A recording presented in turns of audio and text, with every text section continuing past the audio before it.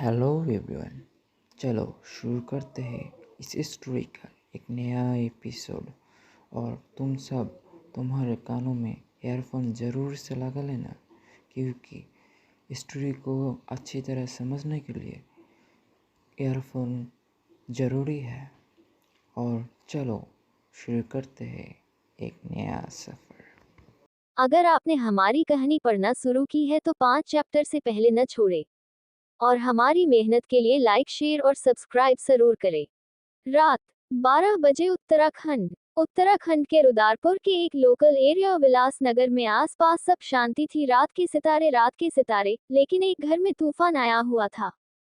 उस घर में एक गोरे रंग की 15 साल की लड़की सर नीचा कर अपने कमरे में अपने छोटे भाई के साथ बैठी थी, लेकिन बाहर से लड़ने की आवाज आ रही थी। लड़की का भाई थोड़ा गुस्से में कहता है, आन्या दी देखो ना, मम्मी पापा आज फिर फाइट कर रहे हैं। पता नहीं पापा आपसे इतनी नफरत क्यों करते हैं। आप लड़की हो, इसमें आपकी क्या गलती। फिर भी पापा ने आपको कभी प्यार नहीं किया। Pouting pouting. आन्या खुर्राना, गोरा रंग, हल्की भूरी आंखें और हाई आईक्यू के साथ ही शांत मोशनलेस चेहरा, जिसे देख कोई भी उसकी खूबसूरती में खोने के साथ ही उसकी आंखों में देख कोई भी उसमें डूब जाना चाहे। लेकिन उसकी आंखों से जान से मारने की आग दिखती थी, जिसकी वजह से उसकी आंखों से आंखें मिलाकर बात करने की हिम्मत किसी की नहीं होती था, उसकी माँ की भी नहीं। आन्या ऊपर देखती है और एक गहरी सांस लेकर कहती है, आरुष, मामा को कॉल करो और कहो हमें ये से ले जाए।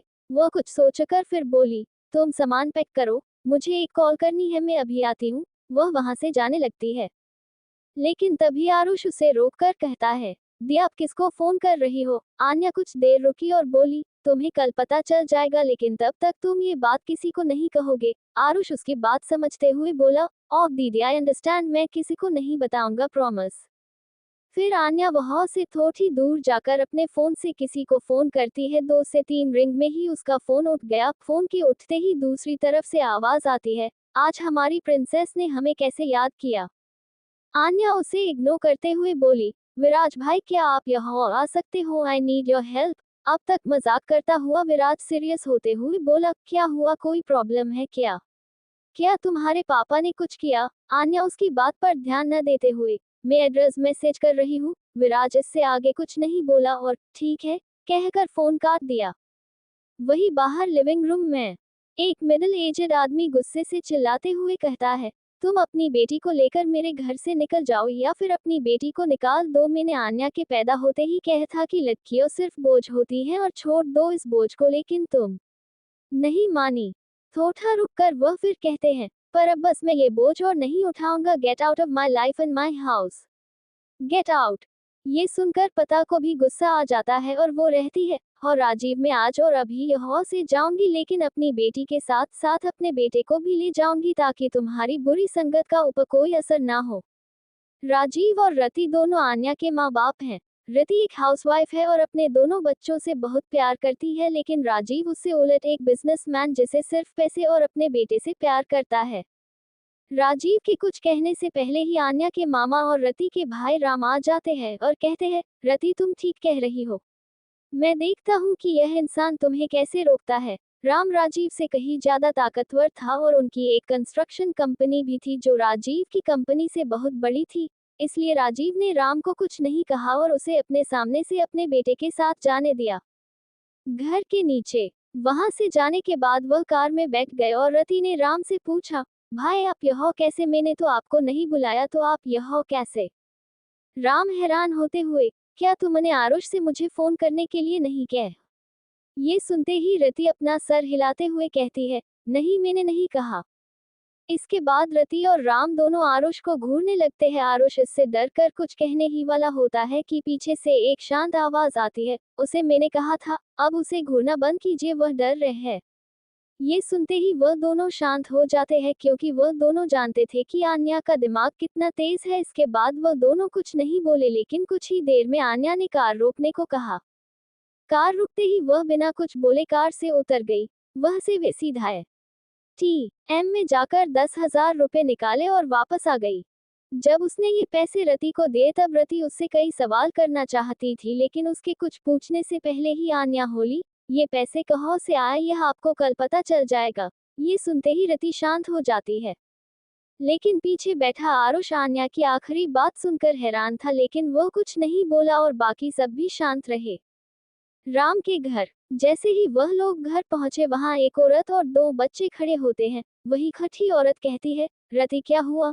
मैंने पहले ही कहा था कि उस घटिया इंसान को छोड़ दो, लेकिन कोई बात नहीं, अभी भी देर नहीं हुई है, चलो मेरे साथ आराम कर लो, हम हैं ना, फिक्र मत करो। ये सुनते ही रति के आंखों में आंसू आ जाते हैं और वह कहती है, भाभी मैं जानती हूँ मुझे आपकी बात मान लेनी चाहिए थी, लेकिन अब नहीं, अब मैं उसे सजा दिला के रहूंगी।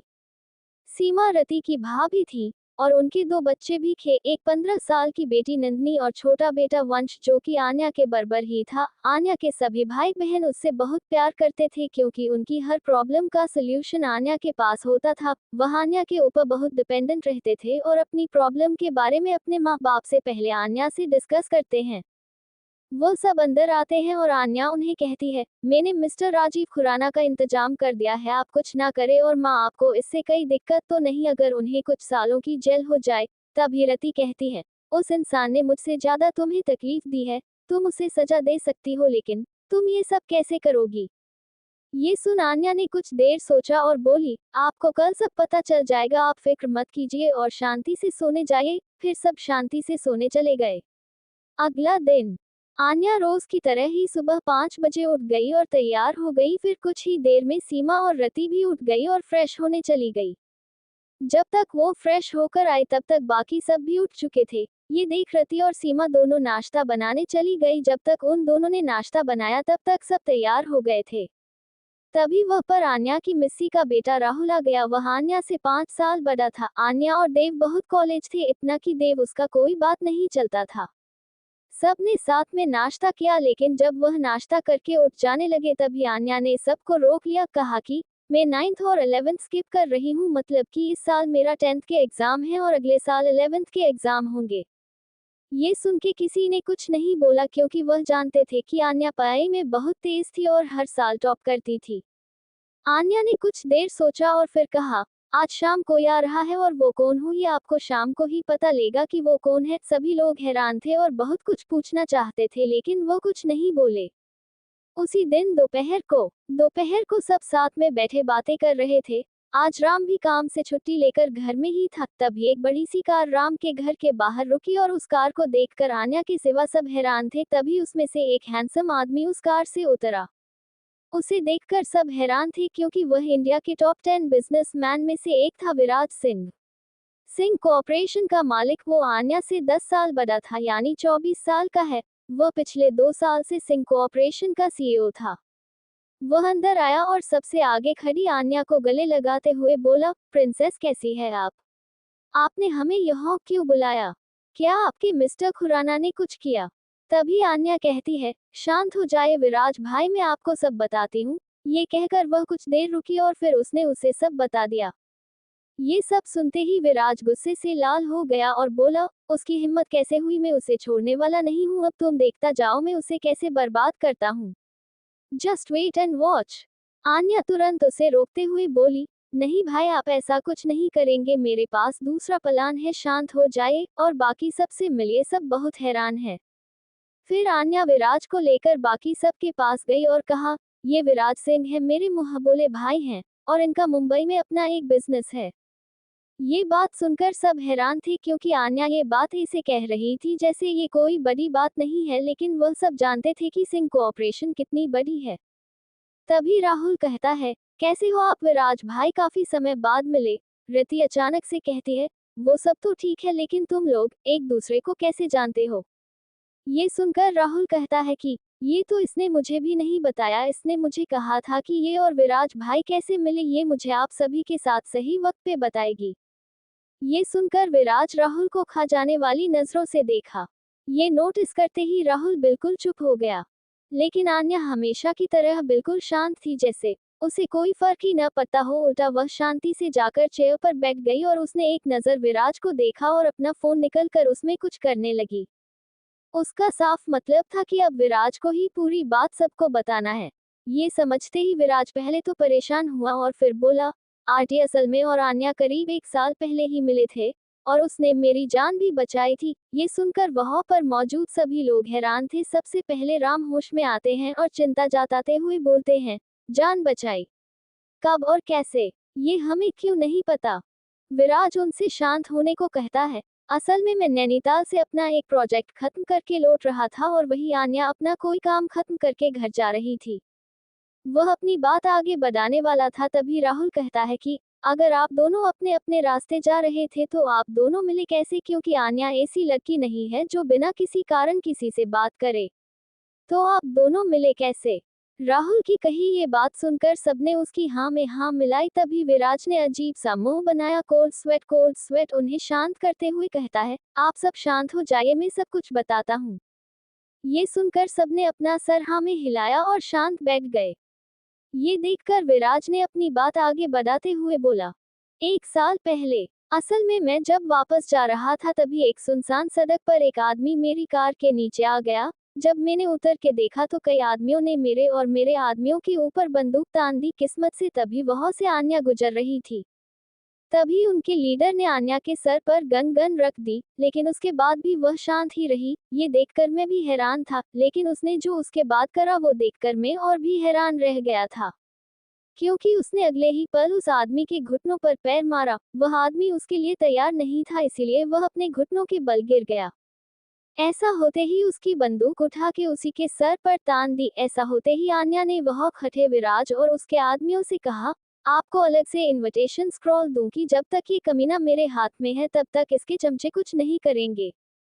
ये सुनकर विराज और बाकी सबको होश आया और उन्होंने सभी गुंडों से गन छीन ली और उन्हें पुलिस आदमी के हवाले कर दिया। फिर विराज ने आन्या से कहा कि, है लिटिल गर्ल, तुमने गन चलाना कहाँ से सीखा?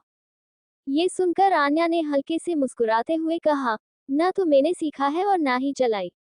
ये सुनकर विराज पहले तो हैरान होता है और फिर वो समझ जाता है कि उसने बस उन्हें डराया था। ये महसूस करते ही वो हंसने लगा। थोड़ी देर हंसने के बाद सीरियस होते हुए बोला, आज तुमने मेरी जान बचाई है, आज से तुम मेरी बहन के जैसी हो। ये सुनकर आन्या बिना कुछ बोले विराज को घूरने लगी। विराज की आंखों में सच दिख रहा था। ये देखकर वो बोली, तुम कौन हो? मैं इसे ही राह चलते किसी को भी अपना भाई नहीं बनाती। कुछ देर आन्या की बात पर हैरान होने के बाद विराज बोला, तुम मुझे नहीं जानती कोई बात नहीं, लेकिन सिंह कोऑपरेशन को तो जानती हो ना, मैं उसका सीईओ हूँ। फिर कुछ देर रुककर वह फिर बोला, अब तो तुम मुझे जानती हो ना, तो तुम अब से मेरी बहन हो। अरे हाँ, ये मेरा कार्ड है, जब चाहे मुझे फोन कर लेना और चाहो तो मुझे भी अपना नंबर दे दो। ये सुनकर आन्या ने पहले तो कार्ड को देखा, फिर एक गहरी सांस लेकर अपना नंबर भी विराज को दे दिया। फिर विराज ने कहा, मेरी कोई बहन नहीं है और पता नहीं क्यों तुम्हें देखकर मुझे एक भाई वाली फील आती है, और तुम एकदम किसी परी जैसी दिखती हो, इसलिए मैं तुम्हें प्रिंसेस ही बुलाऊंगा। आन्या ने कुछ सोचा और बोली, मुझे देर हो रही है, मैं आपसे कल मिलती हूँ। अब आन्या ने भी विराज को अपना भाई मान लिया था। अगले दिन आन्या विराज से मिलने आए, लेकिन उसके साथ राहुल भी था। जब वह दोनों मिले तो कुछ ही देर में वह दोनों अच्छे दोस्त बन गए थे। तभी विराज अचानक से कहता है, प्रिंसेस, आप बड़े होकर क्या बनना चाहती हो? आन्या बिना कुछ सोचे कहती है, भाई मैं एक एडवोकेट बनना चाहती हूँ और इसकी तैयारी भी शुरू कर दी है। विराज हैरान होते हुए बोला, ओ तो क्या तैयारी की तुमने, हमें भी तो बताओ। ये कहते हुए उसने आन्या को अपने हाथ में पकड़ी फाइल दे दी। फाइल देकर उसने आन्या से कहा, इसमें क्या बुरे और क्या अच्छी कंडीशन ये लिखनी है। इसके बाद आन्या ने उस फाइल में काम करना शुरू कर दिया। कुछ ही देर में आन्या ने काम खत्म कर दिया, लेकिन जब विराज ने आन्या का काम देखा तो वो हैरान रह गया, क्योंकि उस फाइल में हर चीज बहुत डिटेल में थी और हर प्रॉब्लम का सल्यूशन भी लिखा था। उसमें लिखी हुई हर इतनी डिटेल में थी कि कोई भी उसे आराम से समझ जाए। ये देखते ही विराज कहता है, एक काम करो, तुम मेरी कंपनी में मेरी पर्सनल कंसल्टेंट के तौर पर काम कर लो, मैं तुम्हें प्रॉफिट का 10% दूंगा। ये सुनकर आन्या ने कुछ देर सोचने के बाद कहा, ठीक है, लेकिन सिर्फ 1 महीने में एक बार। विराज बिना कुछ सोचे कहता है, ठीक है। और हाँ, मुझे एक बात बताओ कि तुम्हारा आईक्यू कितना है? ये सुनकर आन्या कहती है, पता नहीं, मैंने कभी ध्यान नहीं दिया और चेक भी नहीं करवाया। अच्छा चलो टेस्ट कराते हैं। कुछ देर बाद वह लोग हॉस्पिटल पहुंच गए और विराज ने आन्या का टेस्ट करवाया। टेस्ट कराने के कुछ ही देर में आन्या के आईक्यू टेस्ट का रिजल्ट आ गया। उसका आईक्यू 135 निकला, जो कि बहुत ज्यादा था। ये कहते हुए विराज ने अपनी बात खत्म की। प्रेजेंट, अगर आप सबकी बातें खत्म हो गई हो तो मैं अपना प्लान बताओ, आन्या अचानक से कहती है। किसी को समझ नहीं आ रहा था कि वो क्या बोले, इसलिए उन्होंने बस हाँ में सर हिला दिया। ये देखकर आन्या राहुल से सबको अपना प्लान बताने को कहती है। उसने पहले ही राहुल और विराज दोनों को अपना प्लान बता दिया था। आन्या की बात सुनकर राहुल ने हाँ में सर हिलाते आन्या का प्लान सबको बता दिया। उसका प्लान सुनकर सब हैरान थे, क्योंकि आन्या ने जो प्लान बनाया था वो बहुत अच्छा था। तभी अचानक से आन्या कुछ सोचकर कहती है, और हाँ, दादू ने 5 साल पहले एक वसीयत बनाई थी, जिसके बारे में मिस्टर राजीव नहीं जानते। उसके हिसाब से कंपनी और घर दोनों मेरे ही नाम है। साथ ही उसकी पावर ऑफ अटर्नी मैंने विराज भाई के नाम कर दी है। एक सही समय आने के बाद में वो इस्तेमाल करूंगी। आन्या की ये बात सुनकर सबकी सौ से अटक गई थी। सबको अब तक समझ नहीं आ रहा था कि वो क्या बोले, इसलिए वह थोड़ी और देर रुके और फिर रति ने कहा, आन्या तुम इतनी बड़ी कब हो गई, मुझे तो पता ही नहीं चला। राहुल ये सुनकर अजीब सा मुंह बनाकर कहता है, वैसे एक बात तो है कि हमने आन्या को कभी बच्चों जैसा कोई काम करते हुए नहीं देखा। ये हमेशा से ही किसी शेरनी की तरह खूंखार लगती है। तभी आन्या ने उसे ठंडी आंखों से घूरते हुए बोली, मम क्या कहा आपने भाई, मैंने सुना नहीं। आप शायद मेरे बारे में कुछ कह रहे थे। राहुल उसकी बात के पीछे छुपी धमकी को समझते हुए बोला, अरे नहीं नहीं, मैंने कुछ नहीं कहा। ये कहते समय राहुल अपने सर को जोर से ना में हिला रहा था, जिसे देख सब जोर से हंस रहे थे। शाम 4 बजे शाम के टाइम आन्या एक कमरे में बैठी विराज की दी हुई फाइल को पढ़ते हुए उसे समझा रही थी। वहीं बाहर लिविंग रूम में बैठे सभी लोग हैरान होते हुए उन्हें देख रहे थे। उनकी हैरानी की वजह पहले तो ये थी कि आन्या इतनी कॉम्प्लिकेटेड फाइल इतनी आसानी से विराज को कैसे समझा रही थी। फिर ये देखकर वो सब और भी हैरान थे कि विराज किसी छोटे भाई की तरह उसकी बात सुनकर मान भी रहा था, साथ ही उसी हिसाब से अपने असिस्टेंट को ऑर्डर भी दे रहा था। तभी अचानक से नंदिनी कहती है, कौन कहेगा कि ये आदमी इतनी बड़ी कंपनी का मालिक है। तुम सबका तो पता नहीं, लेकिन मुझे तो ऐसा लगता है कि एक छोटा भाई अपनी बड़ी बहन से बिजनेस टिप्स ले रहा हो। नंदिनी की यह बात सुनकर सबने उसकी हाँ में हाँ मिलाई। ऐसे ही कुछ दिन बीत गए। फ्राइडे का दिन। फ्राइडे को सुबह 10 बजे ही आन्या, विराज और राहुल कार में बैठकर कहीं जा रहे थे। बाकी सब भी उनके साथ जाना चाहते थे, लेकिन आन्या ने उन्हें सख्त मना किया था, जिसके बाद चाहते हुए भी कोई कुछ नहीं बोला। वही जब वह तीनों कार में बैठे तो जो आन्या बाकी सबके सामने एक्सप्रेशन लेस रहती थी, उसके चेहरे पर एक डेविल स्माइल विद हॉर्न्स आ गई थी, जिसे देखकर राहुल और विराज दोनों डर से कंप उठे। जो आन्या सबके सामने अपने चेहरे पर बिना किसी भाव के रहती थी, वही आन्या राहुल और विराज के सामने अपनी बात खुलकर कह रही थी। लेकिन वो दोनों ये भी जानते थे कि आन्या अगर गुस्से में हो तो वो किसी की भी नहीं सुनती। आन्या के पिता राजीव ने उसे बचपन से ही मनहूस और भी बहुत कुछ बुरा भला कह था। लेकिन आन्या के सब्र का बांध तब टूटा जब उसके पिता ने उन्हें घर से निकल जाने को कहा। ये सोचकर राहुल और विराज दोनों डर से कंप रहे थे। तभी ड्राइवर की आवाज आती है, सर हम पहुंच गए। जब आन्या ने कार के बाहर देखा तो सामने पुलिस स्टेशन था। ये देखकर आन्या के चेहरे पे आई डेविल स्माइल अचानक से गायब हो गई और वापस से उसका चेहरा एक्सप्रेशन लेस हो गया। पुलिस स्टेशन में फिर उसने कार का दरवाजा खोला और कार से उतर गई। ये देखकर राहुल और विराज भी उसके पीछे गए। जब वह लोग अंदर तो वहां पर पहले से ही सभी ऑफिसर्स के साथ ही कमिश्नर भी मौजूद थे। कल जब विराज के असिस्टेंट ने कमिश्नर को विराज के आने का इन्फॉर्म किया तो कमिश्नर की डर के मारे हालत ही खराब हो गई। साथ ही वो आज सुबह 6 बजे ही पुलिस स्टेशन पहुंच गया। वहां पर काम करने वाले इंस्पेक्टर्स और कांस्टेबल्स को भी बुला लिया और विराज का इंतजार करने लगा। जब कमिश्नर ने विराज को आते हुए देखा तो वह अपनी जगह से खड़े होकर उसकी चापलूसी करते हुए बोला, वेलकम मिस्टर सिंह।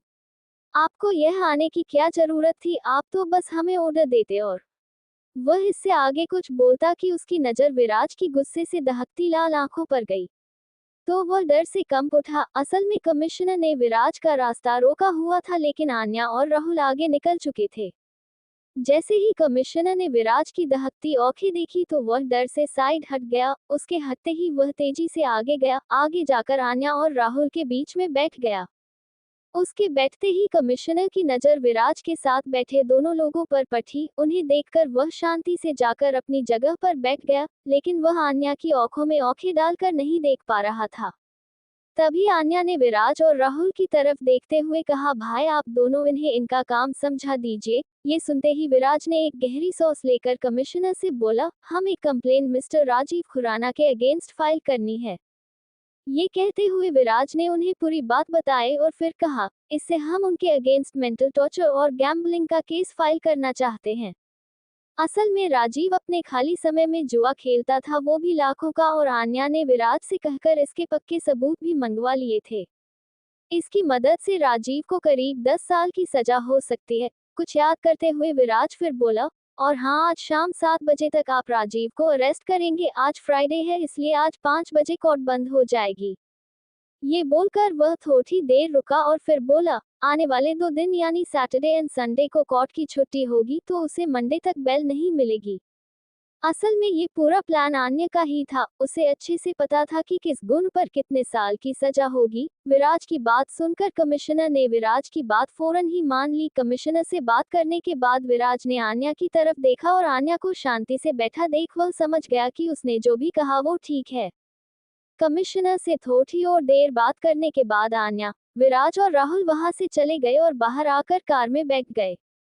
आन्या, विराज और राहुल पुलिस स्टेशन से बाहर आने के बाद कार में बैठ गए। कार के अंदर आने के बाद आन्या के हमेशा शांत चेहरे पर एक प्यारी सी स्माइल आ गई, जिसे देखकर राहुल और विराज दोनों खुश हो गए। और विराज एक आह भरते हुए बोला, अह, आखिर तुम्हारा गुस्सा शांत हो गया। मैं तो सोच रहा था कि तुम उस राजीव को जान से मारकर ही शांत होगी। ये बात सुनकर तीनों जोर से हंसने लगे और राहुल बोला, हाँ विराज भाई, घर में भी सब इसके शांत होने का इंतजार कर रहे हैं। असल में आन्या ज्यादातर नॉर्मल और शांत ही रहती थी, लेकिन राजीव की रति से बुरा भला कहने के कारण वह बहुत गुस्सा थी और इसीलिए उसके आसपास से एक डरावना ऑरा निकल रहा था। लेकिन अब आन्या पहले जैसी हो गई थी, लेकिन कहीं न कहीं वह सब जानते थे कि आन्या ने राजीव के कारण अपना बचपन नहीं जिया और न ही कभी कोई बच्चों जैसे काम किए थे। वह हमेशा से ही काफी मैच्योर थी। ये बातें करते हुए वह लोग कार स्टार्ट करके वहां से चले गए, लेकिन आधे रास्ते में ही आन्या ने कहा, भाई मुझे भूख लगी है, कहीं कार रोककर कुछ खा लेते हैं। आन्या की बात सुनकर विराज समय देखता है और कहता है, हाँ चलो कुछ खा लेते हैं, वैसे भी लंच टाइम हो रहा है। ये कहने के साथ ही विराज ने एक रेस्टोरेंट के सामने कार रोक दी। फिर वह तीनों कार से उतरकर उस रेस्टोरेंट के अंदर चले गए। अंदर जाने के बाद विराज ने उन तीनों के लिए एक प्राइवेट रूम लिया और उस रूम में जाकर बैठ गए। उस कमरे में बैठकर अपने आगे के प्लान पर डिस्कशन करने लगे और डिस्कशन करने के बाद उन्होंने लंच किया। करीब आधे घंटे बाद वह बाहर आकर कार में बैठकर राम के घर के लिए निकल गए। राम के घर पहुंचते ही विराज ने उन्हें बताया कि उन्होंने पुलिस इंस्पेक्टर से बात करके उन्हें उनका काम समझा दिया है। अब हमें बस 6 बजे पुलिस स्टेशन जाकर हमें अपने प्लान के फर्स्ट हाफ को खत्म करना है। इसके साथ ही सब घर वाले इस बात से खुश थे कि आन्या का मूड अब पहले से ठीक है। शाम 6 बजे आन्या, विराज और राहुल शाम 6 बजे ही पुलिस स्टेशन के लिए निकल गए। वहां पहुंचते ही वह तीनों कार से उतरे और अंदर चले गए। अंदर जाते ही विराज ने पुलिस स्टेशन में मौजूद पुलिस ऑफिसर को जाकर राजीव को अरेस्ट करने के लिए कहा और कुछ ही देर में वह राजीव को अरेस्ट करके ले आया। जैसे ही राजीव ने आन्या को वहां देखा, वह चीखते हुए बोला, तू मनहूस लड़की, अच्छा होता कि तू पैदा ही न होती। अगर तू ना होती तो आज मेरी जिंदगी में शांति होती। हम इस बात पर आन्या एक मर्डरस स्माइल देते हुए आगे आए और बोली, आपको क्या लगता है कि मुझे लिली राजीव की रखेल के बारे में नहीं पता? मैं बस इसीलिए ये नहीं कह रही क्योंकि मैं ये बात मम्मी को बताकर उनको दुखी नहीं करना चाहती, लेकिन अगर आपने अब हमारी जिंदगी में दखल दी तो मैं इससे पीछे भी नहीं हटूंगी। आन्या की कही ये बात सुनकर राजीव बिल्कुल शांत हो गया। ऐसा होते ही ऑफिसर उसे पकड़ कर जेल ले गया। ऐसा होने के बाद पीछे खड़े विराज और राहुल आगे आए और राहुल ने कहा, आन्या चलो घर चलते हैं, कल के दिन हमें तो कुछ नहीं करना, लेकिन विराज भाई को कल प्लान का सेकंड हाफ पूरा करना है। ये सुनकर आन्या ने विराज की तरफ देखकर कहा, हाँ चलो चलते हैं, वैसे भी हमारा यहाँ का काम पूरा हो गया है। आन्या की कही बात पर विराज और राहुल भी हामी भर देते हैं। फिर वह तीनों वहां से चले गए और बाहर जाकर कार में बैठकर राम के घर के लिए निकल गए। राम के घर पहुंचते ही उन तीनों ने देखा कि वंश, आरुष और नंदनी स्टडी कर रहे थे। राम अपने प्रोजेक्ट पर काम कर रहे थे और वही रति और सीमा रात के खाने की तैयारी कर रहे थे। तो वह तीनों भी अपना आगे का प्लान डिस्कस करने लगे। रात का खाना बनने के बाद रति और सीमा ने सबको खाना खाने के लिए बुला लिया और खाना खाने के बाद आन्या ने रति से कहा, मॉम आप अपना सामान पैक कर लीजिए, 2 दिन बाद हम पुणे जा रहे हैं। ये सुनकर आरुष तपाक जल्दी से बोला, लेकिन मैं वंश भाई, नंदनी दीदी और राहुल भाई को छोड़कर नहीं जाना चाहता प्लीज। आन्या दी अपनी आखिरी बात कहते समय आरुष का चेहरा किसी पपी जैसा हो जाता है। उसका ऐसा चेहरा देखकर सबका दिल पिघल गया, लेकिन आन्या शांति से एक गहरी सांस लेकर बोली, देखो राहुल भाई भी अपना पहला कार्स का शोरूम पुणे में ही खोल रहे हैं और वही भाई का मैं ऑफिस भी होगा, तो वो अब से पुणे में ही रहेंगे। उसकी बात सुनकर आरुष फिर से बोला, लेकिन वंश भाई और नंदनी दीदी का क्या, मैं उनके बिना कहीं नहीं जाऊंगा। आरुष की ये बात सुनकर वंश उसे समझाते हुए बोला, अरे मैं और नन्नू, नंदनी का निक नेम, भी अपने इस साल के एग्जाम देकर तुम्हारे साथ वही रहेंगे और वहीं से अपनी पढ़ाई भी पूरी करेंगे। ये सुनते ही आरुष खुश होते हुए बोला, क्या सच में? आन्या दी आपको ये पहले से पता था? आरुष की ये बात सुनकर आन्या बिना कुछ बोले बस हम में जवाब दे दिया। ये सुनकर आरुष इतना खुश हुआ कि उसने खुशी से आन्या को गले ही लगा लिया। ये होते ही आन्या ने प्यार से गले लगा लिया। थोड़ी देर बाद आन्या और विराज दोनों अपने कल वाले प्रोजेक्ट पे ही काम कर रहे थे और बाकी सब उन्हें शांति से बैठे देख रहे थे। अब तक उन्हें ये सब देखने की आदत हो चुकी थी। तभी विराज उनके बीच की बात खत्म करते हुए बोला, तो ठीक है, अगर हमारा प्रोजेक्ट फाइनल हो जाता है तो हमें 50 करोड़ का फायदा होगा और अगर ऐसा होता है तो मैं इस बार तुम्हें प्रॉफिट का 20% दूंगा। फिर अगले दिन विराज ने राजीव के घर और फैक्ट्री आन्या के नाम कर दिए और साथ ही उन्हें जल्द से जल्द बेचने का इंतजाम भी कर दिया। 2 दिन बाद आज रति, आरुष, राहुल, विराज और आन्या सब पुणे के लिए निकलने वाले थे। उनके जाने से पहले आन्या ने वंश से कहा, 2 महीने बाद तेरे और नंदनी के एग्जाम शुरू होने वाले हैं, तो उनके खत्म होते ही तुम दोनों पुणे आ जाना। आन्या की ये बात सुनकर नंदनी फौरन बोली, अच्छा जी, ये मत भूलो कि इस साल तुम्हारे 10th और अगले साल 12th के एग्जाम है। क्या तुमने 9th और 10th छोड़कर सही किया? ये सुनकर आन्या बिना कुछ बोले बस मुस्कुराते हुए वहां से चली गई। फिर वो सब वहां से एयरपोर्ट के लिए निकल गए और कुछ ही देर में वह सब एयरपोर्ट से पुणे के लिए निकल गए। पुणे पहुंचते ही विराज उन्हें एक शांत एरिया में ले गया और वहां जाकर एक बड़े से घर के सामने जाकर कार रोक दी। जब बाकी सब ने उस जगह को देखा तो सब हैरान रह गए। फिर रति ने विराज से पूछा, बेटा तुम हमें ये क्यों ले आए, क्या हम यही रहने वाले हैं? ये सुनकर विराज ने कहा, जी आंटी, आज से आप यही रहेंगी और सिर्फ ये घर ही नहीं, आसपास की जगह भी आपकी ही है। Smile smile. फिर रति ने कहा, लेकिन बेटा ये सब तो बहुत महंगा होगा ना? रति की बात सुनकर राहुल हंसते हुए बोला, अरे मासी, ये सब आन्या ने खरीदा है। उसने राजीव की खुराना इंडस्ट्री और घर को बेचकर ये घर और आसपास की जमीन ली है। अभी तक तो ये आन्या के नाम है, लेकिन वो जल्द ही इसे आपके नाम करने की तैयारी कर रही है। राहुल की ये बात सुनकर रति सब समझ गई। फिर वो अचानक से बोली, नहीं बेटा, तुम ये सब मेरे नाम मत करना, ये तुम्हारे पास ही ज्यादा सेफ है। रति की ये बात सुनकर आन्या बिना कुछ बोले बस मुस्कुरा कर रह गई।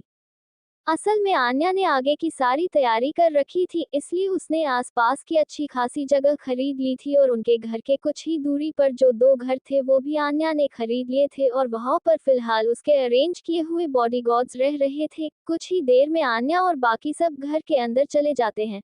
अंदर जाते ही आरुष की आंखें खुशी से चमक उठी। उस घर को देखते हुए बोला, वो दी कितना सुंदर घर है, इसमें कौन कौन से और किसके कमरे हैं, और हाँ, मेरा कौन सा रूम है? आरुष की बात सुनकर सब हंसने लगे। अपनी हंसी को किसी तरह कंट्रोल करते हुए राहुल बोला, अरे मेरी बुलेट ट्रेन, शांत हो जा, मैं सब बताता हूँ। देख, इस घर में 3 फ्लोर है। पहले फ्लोर पर किचन, मिनी जिम और 2 गेस्ट रूम है। वही दूसरे फ्लोर पर एक स्टडी रूम, 1 गेस्ट रूम, साथ ही तेरा और मासी का रूम है। लेकिन तीसरा फ्लोर आन्या का है, वहां पर बिना पूछे मत जाना। राहुल की यह बात सुनकर आरुष कुछ सोचकर बोला, अच्छा ठीक है, मैं वहां बिना पूछे नहीं जाऊंगा, लेकिन आप मुझे बता तो दीजिए कि तीसरे फ्लोर पर क्या क्या है। आरुष की इस बात पर विराज मुस्कुराते हुए बोला, अरे ज्यादा कुछ नहीं, बस एक किचन, स्टडी रूम, बेडरूम के साथ ही एक मिनी थिएटर भी है। विराज की ये बात सुनकर आरुष बोला, मुझे भी थिएटर देखना है। इस बात पर राहुल बोला, हाँ तुम जा सकते हो लेकिन आन्या से पूछकर। ये सुनकर आरुष खुश हो गया। 7 साल बाद फ्लैशबैक। 7 सालों में आन्या ने 15 साल के होने से पहले ही उसने 12th पास कर ली, वो भी उसने टॉप किया था। फिर उसने एक स्पेशल कोर्स के थ्रू 18 साल की होने तक एक वकील बन गई। साथ ही उसे इंडियाज यंगेस्ट लॉयर का टाइटल भी मिला। अगले 3 सालों में वो एडवोकेट खुराना के नाम से जानी जाने लगी। वो इस बात के लिए थी कि वह आज तक कोई भी केस नहीं हारी थी। वह 1 से 2 सुनवाई में ही केस जीत जाती थी, लेकिन वह बहुत कम ही कोई केस एक्सेप्ट करती थी। लेकिन वह केस बिल्कुल भी आसान नहीं होता था। इसी वजह से लोग उसे ज्यादा नहीं जानते थे, लोग बस उसका नाम ही जानते थे। इसके चलते ही उसे इंडिया के टॉप 10 लॉयर में से एक बन गई। साथ ही बड़े से लेकर छोटे बिजनेसमैन तक उसे अपने केस लेने के लिए अप्रोच करते थे। प्रेजेंट मुंबई के एक रेस्टोरेंट के प्राइवेट रूम में मल्होत्रा टेक्सटाइल के कुछ एम्प्लॉयज बैठे थे। तभी एक एम्प्लॉय कहता है, अरे हम ये किससे मिलने आए हैं। उसकी बात सुनकर दूसरे एम्प्लॉय ने मुस्कुराते हुए कहा, अरे यार तुम कल नहीं आए थे ना, इसलिए तुम्हें नहीं पता। असल में कल एडवोकेट खुराना पूरे 2 महीनों के बाद हमसे मीटिंग करने के लिए हाँ कर दी है। ये सुनकर पहले एम्प्लॉय ने फिर पूछा कि लेकिन हम 2 महीनों से उससे मिलने की कोशिश कर क्यों रहे हैं। ये सुनकर तीसरा एम्प्लॉय अपने हाथ से अपने माथे पर मारते हुए बोला, अरे यार मत पूछ, तुम नए हो ना इसलिए तुम्हें नहीं पता। असल में 2 महीने पहले mister Malhotra, CEO of Malhotra textile mister Yash Malhotra ने कुछ जमीन जाली पेपर बनवाकर जबरदस्ती अपने नाम कर ली, लेकिन उस जमीन के असली मालिक ने वो जमीन सिंह कॉर्पोरेशन को बेच दी। ये सुनकर पहला एम्प्लॉय हैरान होते हुए बोला, क्या फिर तो यश सब बहुत परेशान हुए होंगे। ये सुनकर दूसरा एम्प्लॉय अपनी 2 उंगलियां अपने माथे पर रखते हुए बोला, अरे यार नहीं, हम तो इसके लिए पहले से ही तैयार थे क्योंकि हमने पहले से ही कई लोगों को रिश्वत दे दी थी। ये सुनकर पहला एम्प्लॉय उसकी बात काटते हुए बोला, तो इस सब में एडवोकेट खुराना कहाँ से आई। ये सुनकर दूसरा एम्प्लॉय उसे घूर कर देखने लगा। पहले एम्प्लॉय की बात सुनकर दूसरे एम्प्लॉय ने उसे घूर कर देखा और गुस्से से बोला, अरे यार तुम मुझे कुछ बोलने भी दोगे या नहीं।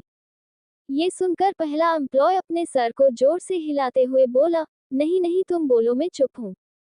ये सुनकर तीसरा एम्प्लॉय बात आगे बढ़ाने के लिए बोला, क्योंकि सिंह कॉर्पोरेशन के सीईओ विराज सिंह ने इस केस को हैंडल करने के लिए एडवोकेट खुराना की मदद ली। हालांकि हमने उसे रिश्वत देने की कोशिश की थी, लेकिन उसने रिश्वत लेने से साफ इनकार कर दिया। थोड़ी देर रुककर उसने अपनी बात आगे बढ़ाते हुए कहा, इसके बाद भी हमें पूरा यकीन था कि हम ही ये केस जीतने वाले हैं। इसी वजह से हमने बस अपने वकील को ही वहां भेजा था, लेकिन सिर्फ एक ही सुनवाई में उसने केस जीत गई। ये सुनकर पहला एम्प्लॉय थोड़ी देर तक तो शांत रहा और फिर अचानक से बोला, लेकिन यश सर और एडवोकेट खुराना की दुश्मनी कैसे हुई। इस पर दूसरा एम्प्लॉय अपनी आंखें घुमाते हुए बोला, ये तो आज तक हमें भी नहीं पता। असल में हमें इस कारण कई करोड़ का नुकसान हुआ। इसके बाद यश सर को पता नहीं क्या हुआ और उन्हें लगा कि ये सब एडवोकेट खुराना के कारण हुआ है। अगर वो हमसे रिश्वत ले लेती तो हमें इतना नुकसान ना होता, इसलिए वो उनसे बदला लेने के लिए उससे मीटिंग करना चाहते हैं। तभी पीछे से एक फीमेल एम्प्लॉय ने कहा, बस अब इस बारे में बात करना बंद कीजिए। अगर यश सर ने आपको इस बारे में बात करते हुए सुना तो आपकी नौकरी तो गई समझिए। ये सुनकर सब शांत हो जाते हैं। कुछ ही देर में मिस्टर मल्होत्रा वहां आ गए। आते ही उन्होंने अपने असिस्टेंट से पूछा कि क्या एडवोकेट खुराना अभी तक नहीं आई। यश की बात सुनकर उसके असिस्टेंट ने जवाब देते हुए कहा, नहीं सर, वह अभी तक नहीं आई है। ये बात सुनकर यश गुस्से से कुछ बोलने ही वाला था कि तभी दरवाजा खुलने की आवाज आती है। सब दरवाजे की तरफ देखते हैं। वहां पर एक 24-25 साल की एक लड़की खड़ी थी, जिसे देखकर पहले तो सबको लगा कि वही एडवोकेट खुराना है, लेकिन वह सभी तब चौंक गए जब वह लड़की दरवाजे को पकड़े एक तरफ खड़ी हो गई। तभी दरवाजे से एक 20-21 साल, 5-6 इंच और गोरे रंग की एक बला की खूबसूरत लड़की दरवाजे से अंदर आई। उस लड़की को देखकर वहां मौजूद लड़के ही नहीं, लड़कियों की भी धड़कनें एक पल के लिए रुक गई। उन्हें ऐसा लगा जैसे उन्होंने स्वर्ग से उतरी एक परी देख ली है। बस उसके चेहरे पर एक स्माइल की कमी थी। सब उसे एकटक बस देखे ही जा रहे थे, यहाँ तक कि यश भी उसे ऐसे देख रहा था जैसे उसने इससे पहले कोई लड़की ही ना देखी हो।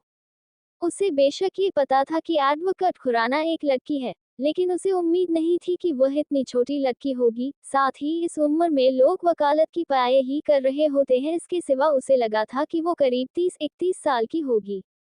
पिछले 2 महीनों से आज तक वह उससे बदला लेना चाहता था, लेकिन अब उसने अपना इरादा बदल दिया। उसे देखकर यश ने उसे एक घटिया सी मुस्कान देते हुए कहा, वेलकम एडवोकेट खुराना। आन्या ने बिना कुछ जवाब दिए बस अपनी गर्दन हाँ में हिलाई और वहीं पर रखी एक कुर्सी पर बैठ गई। हालांकि आन्या ने यश की लस्त से भरी नजर नोटिस कर ली थी, लेकिन वह कुछ नहीं बोली। वो अच्छे से जानती थी कि यश कितना घटिया इंसान है। आन्या के बैठने के बाद यश भी बिल्कुल उसके बगल में आते बैठ जाते हैं और उसके हाथों को पकड़कर अपने अंगूठे से रब करते हुए बोला, आन्या जी कैसी है आप? ये सुनकर आन्या ने यश को घूरते हुए कहा, मिस खुराना। आन्या के कहने का साफ मतलब था कि अपने घटिया मुंह से मेरा नाम मत लो, और वहां पर मौजूद सभी लोग आन्या की कही छोटी बात के पीछे की बड़ी बात समझ गए थे। हालांकि यश को इस बात की कोई परवाह नहीं थी। उसने फिर अपनी गंदी हंसी हंसते हुए कहा, वैसे तो मुझे आपके कारण बहुत नुकसान हुआ है, लेकिन आप चाहे तो बस एक रात में ही वह सब चुका सकती हैं। आप चाहे तो मैं आपको एक्स्ट्रा मनी भी दे सकता हूँ। ये बात कहते समय यश ने आन्या की कलाई पकड़ ली। यश की इस घटिया बात पर आन्या ने बिना किसी एक्सप्रेशन के उससे कहा, अगले 3 घंटे में तुम्हारे साथ जो कुछ भी होगा वो तुम्हारी खुद की गलती होगी। ये बात सुनकर यश ने हंसते हुए कहा, ओह, मैं तो आपकी बात सुनकर डर गया। ये बात सुनकर आन्या ने उसे एक डेविल स्माइल देते हुए कहा, 3 घंटे बाद तुम खुद मुझसे माफी की भीख मांगोगे। पहले तो आन्या की डेविल स्माइल को देखकर और उसकी बातों को सुनकर यश डर गया और फिर खुद को शांत करते हुए बोला, तुम जैसी एक मामूली लोअर मेरा क्या बिगाड़ लेगी। ये बोलकर वह जोर जोर से हंसने लगा। यश की सारी बातों को इग्नोर करके आन्या बोली, तो हमारी अगली मुलाकात मुंबई एयरपोर्ट पे होगी। ये बात कहकर आन्या वहां से चली गई। यश उसे रोकना चाहता था, लेकिन बाहर खड़े 2 बॉडीगार्ड्स ने उसे रोक लिया। रेस्टोरेंट के बाहर आन्या तेजी से रेस्टोरेंट से बाहर निकली और उसके पीछे उसकी पर्सनल असिस्टेंट सारा आ रही थी। आन्या कार में पीछे की तरफ बैठ गई और आगे की सीट पर सारा बैठ गई। साथ ही उसके पीछे वाली कार में उसके दोनों बॉडीगार्ड्स बैठ गए। कार में बैठने के बाद आन्या ने सारा से कहा, मेरा लैपटॉप दो। आन्या की बात सुनते ही सारा ने बिना कोई देर किए उसे उसका लैपटॉप दे दिया। लैपटॉप मिलते ही आन्या की उंगलियां काइस पर बहुत तेजी से भागने लगी और करीब 1 मिनट में उसने अपना लैपटॉप बंद कर दिया। लैपटॉप बंद करने के बाद आन्या ने सारा से कहा, मैंने तुम्हें कुछ वीडियो रिकॉर्डिंग भेजी है, उन्हें सोशल मीडिया प्लेटफॉर्म्स पर रिलीज कर दो।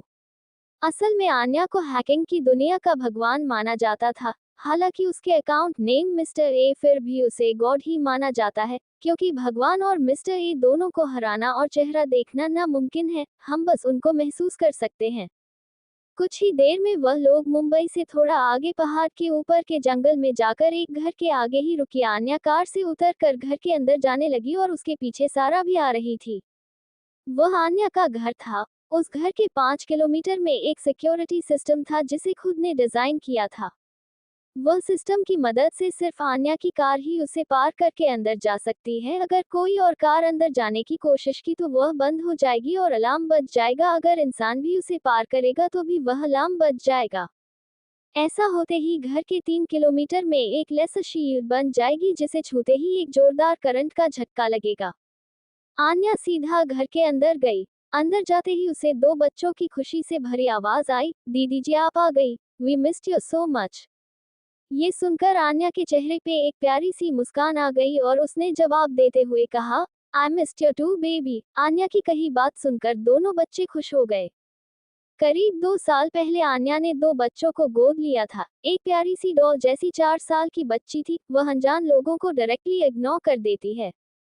वह बिल्कुल आन्या की ही तरह थी। उसकी नीली आंखों को देखकर आन्या ने उसका नाम एंजल रखा और दूसरा उसका छोटा भाई समीर, जो कि 3 साल का था। वह बहुत कम बोलता था, लेकिन उसमें एक बेहतरीन खूब थी और वो ये कि वह बिना कुछ गलत बोले ही किसी की भी इंसल्ट कर सकता है। आन्या ने कुछ देर सोचने के बाद उसका नाम समीर रखा। आन्या शांति से अंदर जाकर बैठ गई। बैठने के बाद उसने सारा से कहा, क्या तुमने मेरा काम किया? ये सुनकर सारा ने कहा, यस माम, मैंने उन्हें अपलोड कर दिया। ये सुनकर आन्या ने एक डेविल स्माइल दी और अपना लैपटॉप उठाकर उसमें मल्होत्रा टेक्सटाइल के शेयर्स गिराने शुरू कर दिए। कुछ ही देर में आन्या ने मल्होत्रा टेक्सटाइल को पूरी तरह से बर्बाद कर दिया था। करीब 1 या 2 मिनट में ही अपना काम खत्म कर दिया। फिर सारा से कहा, विराज भाई को कॉल करो और उनसे मेरी फ्लाइट की बुकिंग के बारे में पूछो। आन्या की बात सुनकर सारा वहां से विराज को फोन करने चली गई। उसके जाने के बाद आन्या ने एंजल और समीर से पूछा, क्या आपने अपना सामान पैक कर लिया? हमें करीब 3 घंटों में एयरपोर्ट पहुंचना है। ये सुनकर एंजल एक्साइटेड होते हुए बोली, हाँ दीदी जी, हम गोवा जाने के लिए सारी तैयारी कर रखी है। ये सुनकर आन्या ने मुस्कुराते हुए कहा, वेरी गुड। और हाँ, मैं तुम्हें सीधा एयरपोर्ट पर ही मिलूंगी। आप रेडी होकर सारा आंटी के साथ वहां पहुंचे। ये सुनकर दोनों ने अपना सर हाँ में हिला दिया। फिर आन्या ने अपने कपड़े बदले और एक मास्क लगाकर तेजी से नीचे उतरी और कार में जाकर बैठ गई। करीब 10 मिनट बाद जगह गई जो कि गवर्नमेंट द्वारा रिस्ट्रिक्टेड एरिया में एंटर कर गई। वहां जाकर उसकी कार एक गुफा के आगे आकर रुकी। आन्या कार से उतरकर गुफा के अंदर चली गई और उसके पीछे उसके दोनों बॉडीगार्ड आ रहे थे। अंदर जाने के बाद उसने एक पत्थर को हल्का सा हिलाया और ऐसा होते ही एक छिपा हुआ दरवाजा खोला और ऐसा होते ही आन्या और उसके दोनों बॉडीगार्ड उस जगह अंदर चले गए। उनके अंदर जाने के बाद वह रास्ता बंद हो गया। फिर वह लिफ्ट नीचे की तरफ जाने लगी। जब वह लिफ्ट खुली और आन्या तेजी से बाहर निकली, उस जगह पूरी तरह से अंधेरा फैला हुआ था और वह जगह किसी नर्क की जेल जैसी लग रही थी। आन्या तेजी आगे की तरफ बढ़ने लगी। रास्ते में उसे जो भी देखता वह उसे गुड इवनिंग क्वीन डेथ कहकर विश करते थे। असल में आन्या ब्लड रोज नाम की एक ऑर्गेनाइजेशन की बॉस है और वह गवर्नमेंट के साथ काम करती है। एक्चुअली उसकी ऑर्गेनाइजेशन का नाम सिर्फ रोज था। उनका काम सिर्फ लोगों को टॉर्चर करना और इन्फॉर्मेशन निकलवाना है। ब्लड वो ऑर्गेनाइजेशन थी जिसके साथ आन्या काम करती थी और उसके बॉस का नाम किंग था। उसका काम बुरी माफिया गैंग को आन्या की दी हुई इन्फॉर्मेशन का इस्तेमाल करके खत्म करना है। लेकिन आज तक दोनों को ही किसी ने नहीं देखा था। ऐसा नहीं था कि आन्या पता नहीं लगा सकती थी। वह चाहती तो बस कुछ ही मिनट में किंग की पूरी इन्फॉर्मेशन निकलवा सकती थी। उसके पास इसके लिए पूरी एक टीम थी, लेकिन उसने ऐसा नहीं किया क्योंकि वह खुद ये सब सीक्रेट रखना चाहती थी। आन्या तेजी से एक दरवाजे के अंदर चली गई। अंदर जाकर वह बोली, सोनू ने काम किया या नहीं? दक्ष आन्या के राइट हैंड ने जवाब देते हुए कहा, क्वीन, सोनू ने उसे फर्स्ट डिग्री टॉर्चर दे दिया है, लेकिन अगर सेकंड डिग्री दिया तो वह मर जाएगा। उसकी बात के जवाब में आन्या कुछ कहती उसके पहले ही पीछे से एक दर्द भरी आवाज आती है, नहीं। ये आवाज उस आदमी की थी जिसके बारे में बात चल रही थी। ये आवाज सुनकर आन्या एक गहरी सांस लेकर बोली, सोनू बस अब रुक जाओ। ये बात सुनकर सोनू रुक जाता है। सोनू का दिमागी संतुलन ठीक नहीं था और उसे लोगों को टॉर्चर करने में मजा आता था। साथ ही वह सिर्फ आन्या की कही बात ही सुनता था। इतना बुरा तरह टॉर्चर होने के बाद उसने आन्या को एक ही बार में सब कुछ बता दिया। आन्या ने उस आदमी की बात सुनकर एक गहरी सांस ली और अपने बगल में खड़े सोनू को देखा जो तारीफ पाने के लिए किसी बच्चे की तरह उतावला था। ये देखकर उसने कहा, हम गुड बॉय सोनू, आपको आपका इनाम जल्दी मिल जाएगा। ये सुनकर सोनू एक्साइटेड होते हुए बोला, क्या सच में? क्या है वो? ये सुनकर आन्या बिना एक्सप्रेशन के बोली, मेरे पास एक आदमी है जिसे आप जब तक चाहिए तब तक टॉर्चर कर सकते हैं। ये सुनकर सोनू की आंखें चमक उठी और वह बोला, थैंक यू क्वीन। ये सुनकर आन्या ने बिना कुछ बोले बस अपना सर हाँ में हिला दिया। इसके बाद आन्या ने दक्ष को ऑर्डर करते हुए कहा, इसे किंग के पास भेज दो। इसका जवाब देते हुए दक्ष ने कहा, यस क्वीन। ये सुनकर आन्या वहां से एयरपोर्ट के लिए निकल गई। एयरपोर्ट के बाहर एयरपोर्ट पहुंचने के बाद उसने बाहर ही सारा और बच्चों को खड़े देखा। जब वह कार पार्क करके वहां आए तो वहां पर विराज भी खड़ा। सारा उसे आज की सारी बात बताने ही वाली थी, लेकिन आन्या को देखते ही वह बिल्कुल चुप हो गई, जैसे वह कुछ बोल ही नहीं रही थी। लेकिन विराज कहाँ बाज आने वाला था, वह उसे देखते ही बोला, आज तेरे और मिस्टर मल्होत्रा के बीच क्या बात हुई? और हाँ, तुम्हारी फ्लाइट 1 घंटा लेट है। आन्या ने बिना कुछ सोचे ही बोली, कुछ ही देर में वह मुझे ढूंढते हुए यह आएंगे तो आपको पता चल ही जाएगा। ये कहकर वह कुछ देर रुकी और फिर कुछ सोचकर बोली, ये पर कोई ऐसी जगह है जहाँ कोई ना आता हो? आन्या की ये बात सुनकर विराज कंफ्यूजन में अजीब सा मुंह बनाते हुए बोला, हाँ है, लेकिन क्यों? पहले तो आन्या ने विराज को ऐसे देखा जैसे वो कोई बेवकूफ हो और फिर बोली, तो आप क्या चाहते हैं कि मैं ये सबके सामने उससे बात करूं? ये सुनते ही विराज को अपनी गलती समझ आ गई और वह बोला, अच्छा समझ गया, वो नीचे बेसमेंट में है। आन्या उसकी बात को बीच में काटते हुए बोली, मुझे वहां लेकर जाइए और दक्ष तुम मल्होत्रा को वहीं लेकर आओ। दक्ष उसकी बात का जवाब देते हुए कहा, जी मैम मैं अभी आपको लेकर आता हूँ। इसके बाद वह तीनों अपने अपने रास्ते चले जाते हैं और सारा बच्चों को लेकर एयरपोर्ट के वेटिंग रूम में चली जाती है। उनके वहां से जाते ही वहां राज सिंघानिया इंडिया का बिजनेस टाइकून आया। सिंघानिया परिवार इंडिया की सबसे अमीर और पावरफुल फैमिली थी और राज सिंघानिया उसका अगला वारिस आरएस कोऑपरेशन राज की कंपनी थी और उनका बिजनेस इंडिया से बाहर भी फैला हुआ था। आज उसे अपनी कंपनी के काम से अर्जेंटली गोवा जाना था।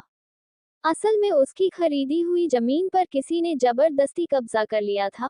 वह 26 साल का 6 फुट लंबा आदमी था, लेकिन आज तक उसकी जिंदगी में कोई लड़की नहीं आई थी जिस वजह से उसके परिवार वाले उसे ताना देते थे। वह तेजी से अंदर आते हुए बोला, मेरा पर्सनल जेट आ गया। ये सुनकर उसका असिस्टेंट रोनित डरते हुए बोला, नहीं सर वो इतनी जल्दी यह नहीं आ सकता है।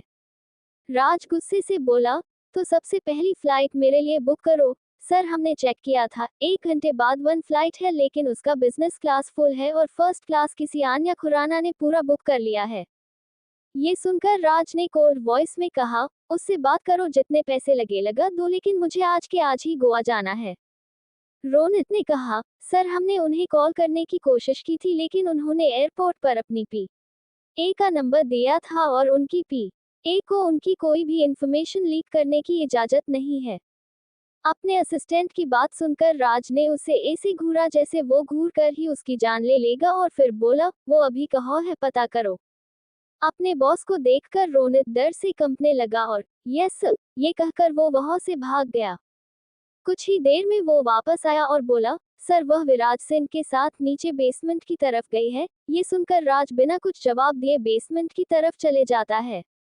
वही बेसमेंट में आन्या चेयर पर एक रानी की तरह बैठी थी और विराज उसके बगल वाली कुर्सी पर बैठा था। उसके बगल में बैठकर विराज का चेहरा बिल्कुल सफेद पड़ा हुआ था क्योंकि वो आन्या को अच्छे से जानता था।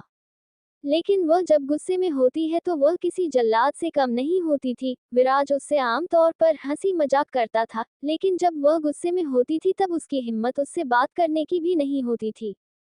कुछ ही पल में वह दक्ष यश को कॉलर से पकड़ कर लाता है और उसे आन्या पैरों में फेंक देता है। यश सीधा जाकर आन्या के पैरों के पास गिर जाता है। उसकी चीख निकल जाती है और वह कहता है, प्लीज आन्या जी मुझे जाने दीजिए। उसी समय वहां से राज अपने असिस्टेंट के साथ गुजर रहा था और जैसे ही उसने आन्या का नाम सुना तो वह वहीं रुक गया। जब उसने इधर उधर देखा तो सामने ही एक खिड़की खुली हुई थी, तो वह वहीं जाकर रुककर उस खिड़की से अंदर देखने लगा। अंदर देखते ही उसका दिल जोर जोर से धड़कने लगा। उसने अंदर एक प्यारी सी डॉल जैसी लड़की को एक डेविल स्माइल करते हुए देखा तो उसे ऐसा लगा जैसे उसका दिल बाहर ही आ जाएगा। ये महसूस करते ही राज के चेहरे पर एक प्यारी सी मुस्कान आ गई। जब रोनित ने अपने राक्षस बॉस की मुस्कुराहट को देखा तो उसे ऐसा लगा कि वह बेहोश ही हो जाएगा। वही अंदर आन्या ने यश को एक जोर की लात मारते हुए कहा, अच्छा लेकिन तुम तो मुझे अपने बिस्तर पे लाने की तैयारी कर रहे थे और इसके लिए मुझे पैसे भी देना चाहते थे, है ना? Smile with horns. आन्या की ये बात सुनकर विराज गुस्से से उबलते हुए और दांत पीसते हुए बोला, प्रिंसेस आपने हमें बताया क्यों नहीं?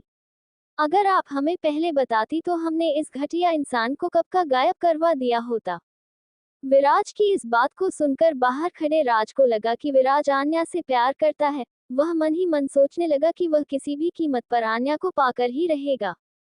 अब तक वह ये समझ चुका था कि वह आन्या से प्यार करने लगा था, लेकिन उसकी ये परेशानी भी आन्या की कही अगली बात सुनकर हल हो गई। अंदर बैठी आन्या विराज को देखकर बोली, भाई क्या आप वो लाए हो जो मैंने आपसे मंगाया था?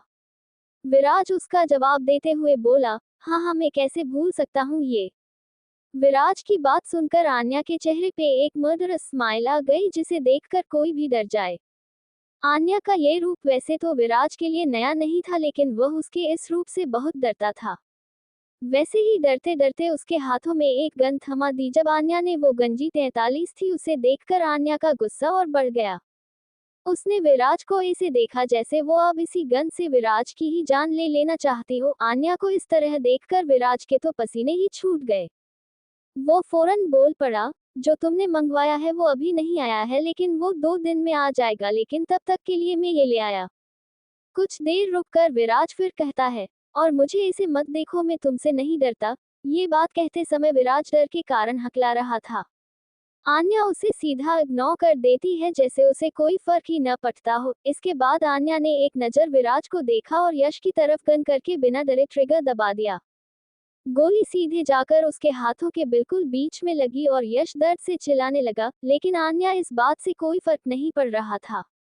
आन्या ने एक नजर दक्ष की तरफ देखा और बोली, इसे टनल, वो जगह जहां आन्या लोगों को टॉर्चर करती थी, में ले जाओ। आन्या की ये बात सुनकर दक्ष समझ गया कि आज आन्या ने सोनू को जिस गिफ्ट के बारे में बताया था वो यश है।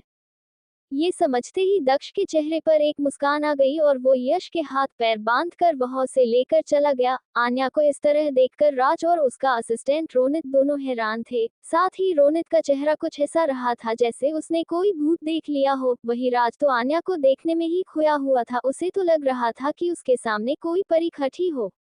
वही आन्या कहती है, भाई तो आपका नैना भाभी विराज की गर्लफ्रेंड से शादी करने के बारे में क्या सोचा है? इस बात पर विराज मुस्कुराते हुए कहता है, हम दोनों कुछ ही महीनों में शादी कर लेंगे। ये सुनकर आन्या के चेहरे पर एक प्यारी सी मुस्कान आ गई। उसकी मुस्कान देखकर बाहर खड़ा राज भी मुस्कुराने लगा, लेकिन जब रोनित ने अपने दानव बॉस को किसी टीनेजर की तरह मुस्कुराते हुए देखा तो वो लगभग बेहोश ही हो गया था। तभी अचानक से रोनित का फोन बजने लगा। वो अभी फोन उठाने ही वाला था, तभी अचानक से उसके फोन के स्पीकर पे एक गोली आकर लगी, जिससे रोनित बहुत डर गया। वो तो अच्छा था कि उसे कहीं चोट नहीं लगी। वही अंदर जैसे ही आन्या ने फोन की आवाज सुनी, उसने बिना कुछ सोचे उस तरफ गोली चला दी, जिसके कारण विराज भी डर गया। तभी आन्या विराज के कुछ रिएक्ट करने से पहले ही अपने दोनों के साथ बॉडीगार्ड्स बाहर की तरफ चली गई। बाहर जाते ही उसने राज के माथे पर बंदूक तान दी और उसके दोनों बॉडीगार्ड्स ने भी उन दोनों के सर पर बंदूक तान दी। तभी आन्या के पीछे से आते हुए विराज कहता है, अरे प्रिंसेस रुक जाओ, मैं इन्हें जानता हूँ, ये मेरे दोस्त है। ये सुनकर आन्या विराज की तरफ गुस्से से घूर कर देखती है तो विराज कहता है, मैं गारंटी देता हूँ कि ये किसी को कुछ नहीं बताएंगे।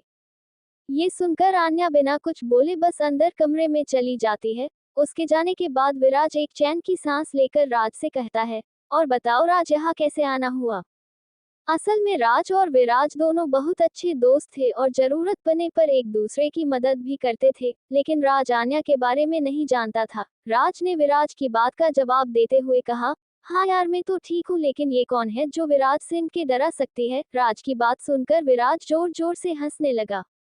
कुछ देर हंसने के बाद बोला, अरे यार ये मेरी बहन है, मेरी प्रिंसेस। ये सुनकर राज ने चौंक कर कहा, जहाँ तक मुझे पता है तुम्हारे मॉम डैड के तुम इकलौता बेटे हो।